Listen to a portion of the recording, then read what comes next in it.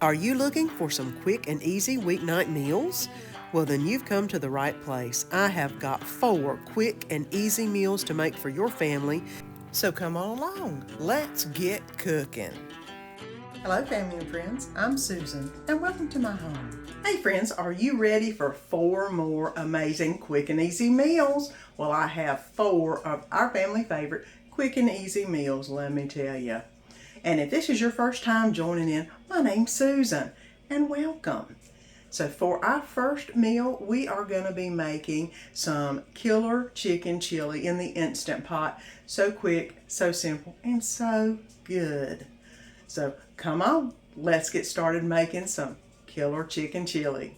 And let's make some Instant Pot killer chili. It does have a few ingredients, but it's really good. And it takes no time at all. The biggest part is putting all the ingredients in. So let's go ahead and go through the lineup. Butter, cornstarch, garlic powder, paprika, cumin, 1 can of corn. It calls for 2. Danny is not big on corn in soups or stews, so I'm only putting 1 in. You know, you make it the way you think your family will like it. And I think he will enjoy it better with only 1 can of corn in it. I've got some celery, some onions, some navy beans. This is some chicken that I got from a rotisserie chicken. Pulled it. I'm going to use the bones for bone broth. You know how I do it. But this is going in the soup today. I've got some oregano, some chicken bouillon, some salsa verde, some rotel, cream cheese, and 5 cups of water.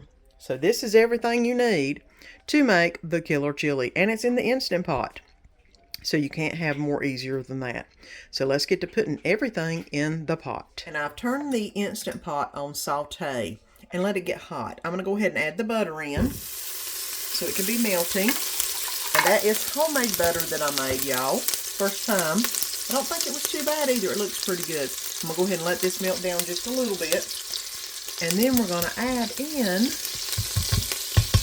the celery, the onion,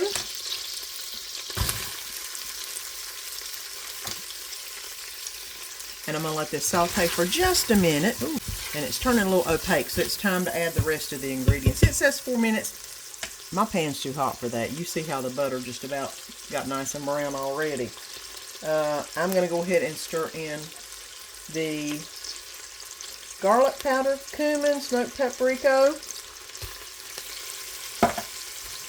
the bouillon base, and the oregano are going in.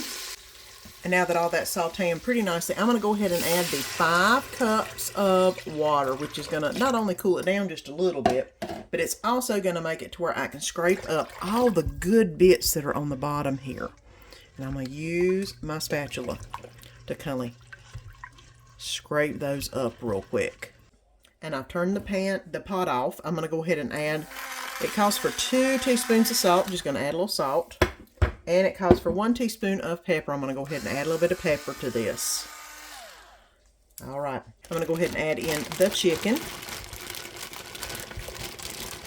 which I pulled from a rotisserie chicken, and try to separate it out just a little bit. Once it cooks, it'll separate down itself, so that's not a problem. And before I put the rest of the ingredients in, I'm going to go ahead and put the top on, turn it to soup, and let it cook for 12 minutes on soup. And this is cooked for 12 minutes. I'm going to go ahead and put in my meat cooker thing into the Instant Pot and get the chicken all shredded up. If you had dried beans in this, you probably could not do this, and you'd need to take the chicken out to get it separated up. I do not, because I am using canned beans. I just don't have time for the dry beans today. So, I think I've got pretty much all the chicken separated up. Now let's add the rest of the ingredients into the mix. We're going to go ahead and add in the 1 can of corn, the can of navy beans,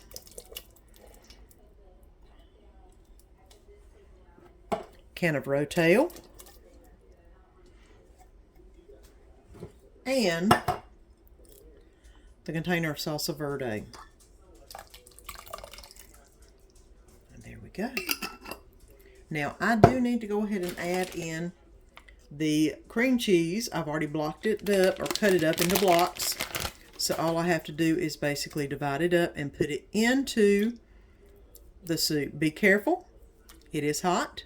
Now I've stirred this up good. I've added all the cream cheese. I just need to let the cream cheese melt, which is why I cubed it up.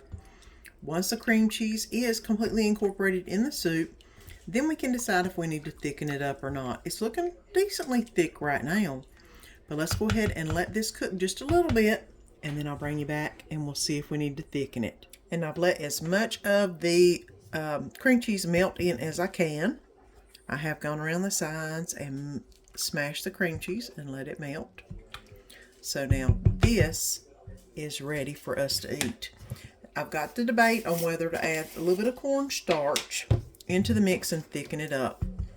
And it's not as thick as I would like it. There's lots of chicken in there though. So I'm going to go ahead and add a little bit of cornstarch to it and then get that in the mix. And I've got a cornstarch slurry I'm going to go ahead and pour in to thicken it up. This is about 3 tablespoons of cornstarch and 3 tablespoons of water. And I'm going to leave it in here for just a minute. I'm debating on whether I want to add some more navy beans. It's supposed to be a chili, and it's not quite looking like it to me. I may want to add the other navy beans. Let me do that. And I know the recipe doesn't call for it, but I like, if I'm going to have something that's chili, I want beans in it. And this is 1 more can of navy beans, just because I want to add them in. Now, whenever you look at it, that gives a lot more of the beans. I'm going to go ahead and let this set for a minute and warm the beans up, and then it'll be time to plate it up. And here you go. This is the Killer Instantpot White Chili. I'm going to go ahead and add a little bit of sour cream in the middle, because you know it's always better with sour cream, and a little bit of Mexican cheese. And here you go. Killer White Chicken Chili, and it's what's for supper tonight. I tell you what, Tuesday's meal is always a recurring favorite at our house, beef and bean tacos. Y'all know we've made it lots of times, but until you make it for yourself, you just don't know how good a taco can be. It is absolutely amazing and so easy to make. My ponytail is already up, and it's time to make some amazing beef and bean tacos. Come on, let's get to cooking. Let's get going on the beef and bean taco skillet. I've got some onion. The chopped up pieces are going to be going in. Some rotel, some Goya red top adobo, some taco seasoning, pinto beans, and of course, the hamburger meat, which I'm about to start frying up. So let's get this browned up, and then we'll come back with the rest of it. I've browned my hamburger and drained it. I'm going to go ahead and add my onions in, which is a good little bit, but we love onions, so they can start browning up a little bit. I've turned the heat down just a little bit since everything's brown. And I'm going to let this simmer for about 5 minutes, and then I'll add everything else. This has been simmering for a few minutes. I'm going to go ahead and start adding in some of the other ingredients, such as the rotel and pinto beans.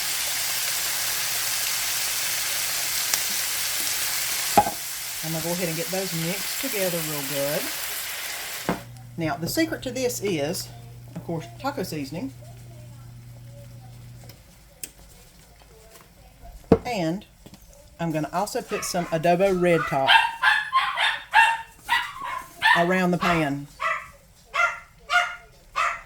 Go around twice with it, and apparently Daddy's home because the babies are telling us that. Now I'm going to go ahead and make sure that everything is well mixed together. And then I'm going to turn this on low and let this simmer for about 10 to 15 minutes. Doesn't take long because all this is really good stuff. And I don't know if you could hear me with the dogs barking. You go 2 times around the outer edge with the red top adobo. That gives it lots of extra flavor. So I'm going to put the lid on this, mush it all down into its nice juices. I've got it on about a 2, between a 2 and a low. And I'm going to let it sit here and simmer for about 10-15 minutes. You let it simmer for a little while. This is how juicy it gets. Look at that. This is ready to go on some taco shells, nachos, whichever way you want to roll it. So let's get them put together. And whenever I make my tacos, I like to make a taco full of meat. And I just dripped it everywhere, but that's okay. Look at this. Oh. I like to have a lot of meat in them. Danny likes to have a lot of meat in them. Between the beans and the meat, it's all so good. The next thing is usually the red or the green, one or the other.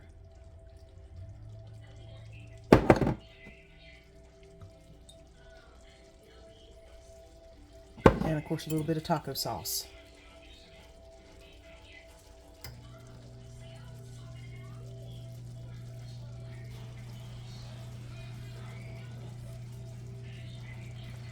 All right. Sour cream goes on next, and I do need a little bit more sour cream, I do believe. There we go. Let me dollop that right there. There we go. And some Mexican cheese on top. And here you go. Beef and bean taco skillet tacos. They're what's for supper tonight, and you got to make them. Your family will love them. Well, guys, let me tell you something. I made this meal last night, and I can tell you exactly how amazing it was. It was so good. And I'm going to show you how I made the chicken pot pie with puff pastry. I was supposed to use phyllo dough, got the wrong thing at the store, rolled with it, and oh, I'm so glad I did. It was so good. Oh my Lord, guys, y'all have got to try it. And if you're enjoying this video, don't forget to push that little subscribe button down there and subscribe, because let me tell you, the next meal that you're going to see me make is a winner. Your family will love it. It was so good. So come on, let's get to making some easy chicken pot pie. And yes, it was easy, and yes, it was amazing. Danny went back for seconds, and you know what that means. So come on, let's get to cooking. And let's get to making some chicken pot pie with phyllo dough. I've got some rotisserie chicken that I pulled. That's just the white meat. Some butter, celery. This is my chicken spice. Some onion powder, some thyme, garlic powder, which is all right in here. An egg, onion, cream of chicken soup, a can of mixed vegetables. This is some of my homemade chicken bone broth. And then some phyllo dough or puff pastry sheets. So I've got all this ready to go and a bowl to put it in. So let's get to getting stuff into the frying pan. The oven is preheated to 350 degrees. So it's time to cook. And I have got the frying pan turned on. It's actually medium high. I'm going to go ahead and put some butter in. The celery is going in, and the onions are going in. And I'm going to let these saute for just a little bit till they get a little bit fragrant. I forgot to put this in the lineup, but I'm going to add about 3 tablespoons of flour. That way I can go ahead and thicken it up a little bit as it's cooking. Let me go ahead and stir this around. All right. And now we need to get going with the rest of the ingredients. Now this is already cooked down just a little bit. I'm going to go ahead and add the bone broth, which is going to make it taste so good. And I turned it down to about a medium because it was a little bit too hot. And now this is starting to boil a little bit. I'm going to go ahead and add in the chicken. The chicken is refrigerator cold. It was frozen, but I defrosted it a little bit. So I'm adding that in. And then I'm going to go ahead and let this get warmed up in the nice good juices. Ooh, that thickened it up nicely. I'm going to go ahead and add in the can of mixed vegetables. The spice mixture that I have. And let that mix around a little bit. I'm hoping this will be good and easy, because I'm all about easy recipes. Something quick, easy, simple, that's what I love. Right. And I'm going to go ahead and get the cream of chicken soup out to add to the mixture. And that's looking really good. Go ahead and get that mixed around.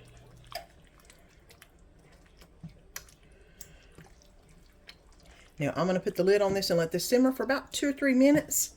And then we should be ready to assemble our chicken pot pie.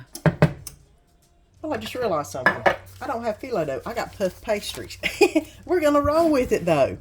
You know, you can make a recipe out of whatever you have in your pantry. I pretty much had all of it. I didn't have to go get anything other than I got puff pastry instead of phyllo dough. Oh well. I'm going to go ahead and put the puff pastry on the bottom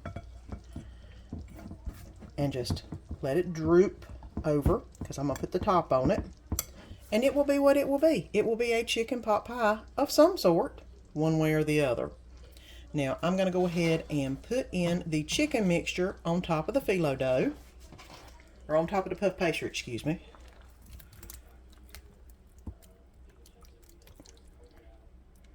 Look how good that looks. That's already looking good. And that does smell amazing. Oh my gosh. I'm going to add a little bit of my chicken spice, and I will put it down below. Y'all know I love my chicken spice. But anything that I make with chicken on it, it goes in it.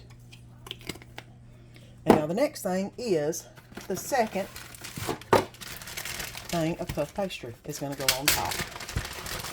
Now you can make this as pretty as you want to, or you can make it as rustic as you want to. And since I wasn't thinking whenever I got this, it's going to be rustic. It's going to be what it's going to be. And I'm going to put this kind of this way on top. And just let it drape over the sides. There we go. And I am going to give it a little bit of a whitewash with some egg and water. That way it'll look pretty when it comes out. All of it is completely covered now. It's time to put this in the oven at 350. You got one thing saying 20 to 25 minutes. You got another one saying 30. I'm going to check it out at 20 minutes and see what it looks like.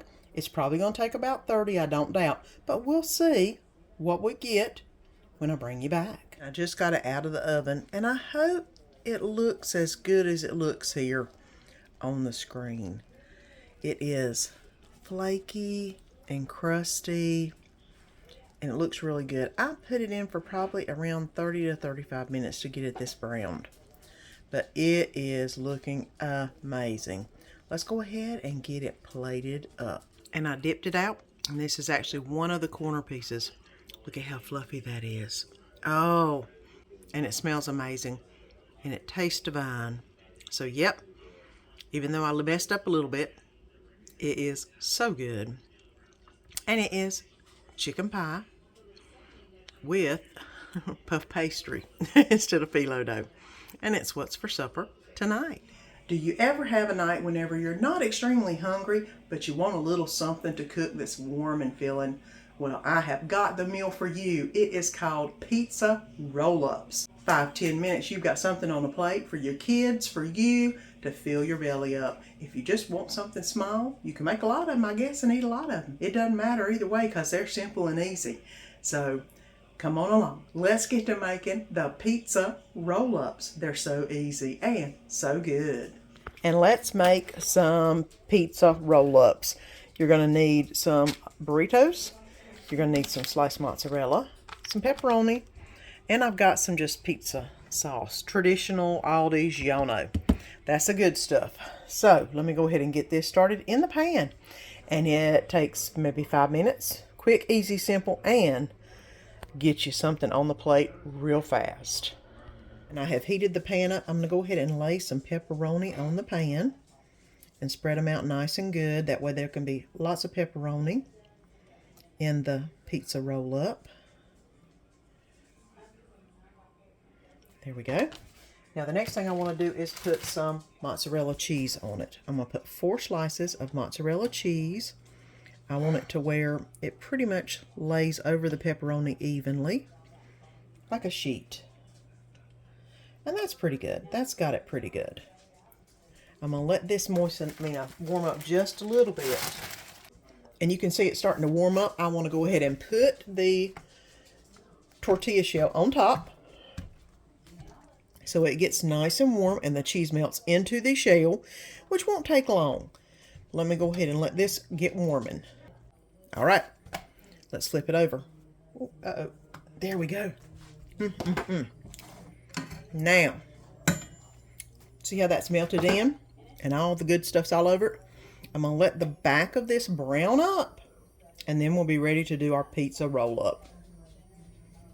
And as you can see, the tortillas have started to puff up, so that means it is time to move it into our plate so we can start the folding. And it's still not too hot. I can actually maneuver it in my fingers. I'm going to go ahead and add a little bit of pizza sauce in the middle and drizzle it down on both sides. I don't want too much pizza sauce, just enough to where whenever I make the roll, it'll look really good. And now I'm going to roll it. Just basically taking it. Oh, it's nice and crispy too. And rolling it, and rolling it, and rolling it. Oh, and the sauce is coming with it, but that's okay.